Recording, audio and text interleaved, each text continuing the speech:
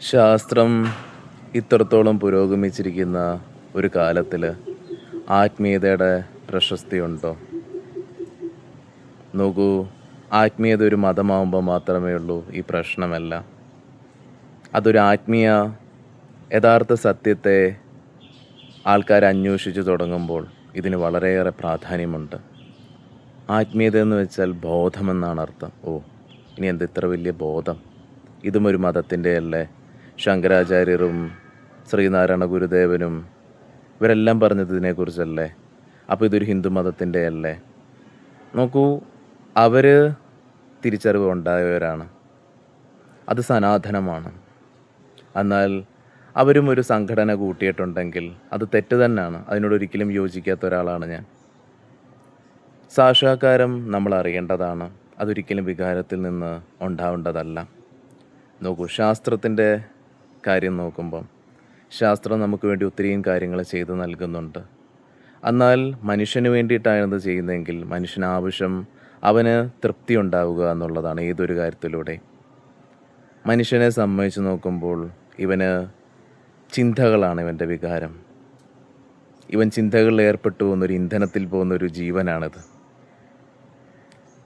ഒരു മൃഗത്തിന്, ഒരു പുലിക്കോ ഒരു നായ്ക്കോ ഒരു പാമ്പിനോ അതിനൊക്കെ തന്നെ അതിന് പല വികാരങ്ങളും ഉണ്ടാവാം. അതിനൊരു സാഹചര്യം കഴിഞ്ഞാൽ പിന്നെ ആ വികാരം ഉണ്ടാവുകയില്ല പലപ്പോഴും.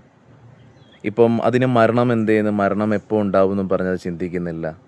നമുക്ക് ആരോഗ്യമുള്ള സമയത്ത് നമ്മളും ചിന്തിക്കില്ല. പക്ഷേ നമ്മൾ കുറച്ച് നമ്മുടെ ജീവിതാനുഭവങ്ങൾ കൂടുമ്പോൾ നമുക്ക് ഏറ്റവും കൂടുതൽ നമ്മളിലുണ്ടാകുന്ന ഭയമാണ്.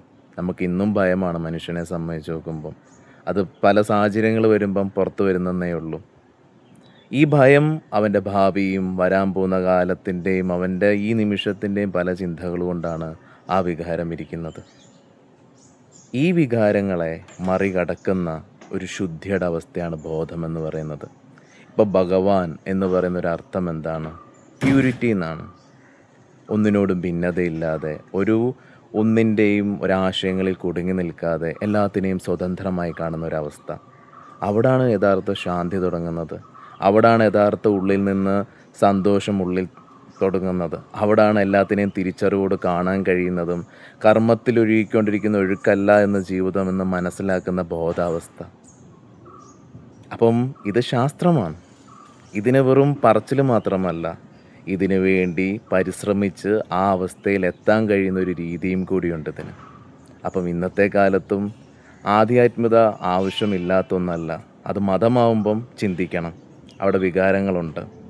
അറിവില്ലാത്തവനാണ് വികാരങ്ങളെ കൊള്ളിക്കുകയുള്ളൂ. വികാരങ്ങളിൽ ഏർപ്പെട്ട് നമ്മുടെ സമയം കൂടി പാഴായി പോകത്തുള്ളൂ.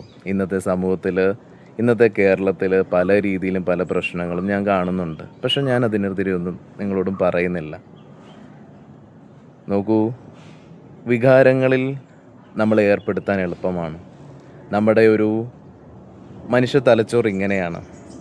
നമുക്കെപ്പോഴും ആശയങ്ങളിലും റീൽസ് കാണുമ്പം വരെ രോമാഞ്ചം കൊള്ളുന്ന ആൾക്കാരാണ്. അപ്പം ഇന്നത്തെ കാലത്ത് മതം ആൾക്കാരിലേക്ക് വളരെ വലിയ രീതിയിൽ വികാരം കൊണ്ടിട്ടുണ്ട്, എല്ലാ സമൂഹത്തിലുള്ളവർക്കും. അത് നമ്മളിൽ ദോഷം ചെയ്യത്തുള്ളൂ. ഇതൊന്നും സാക്ഷാത്കാരത്തിൻ്റെ പുറത്തുനിന്ന് പറയുന്നതല്ല ആരും.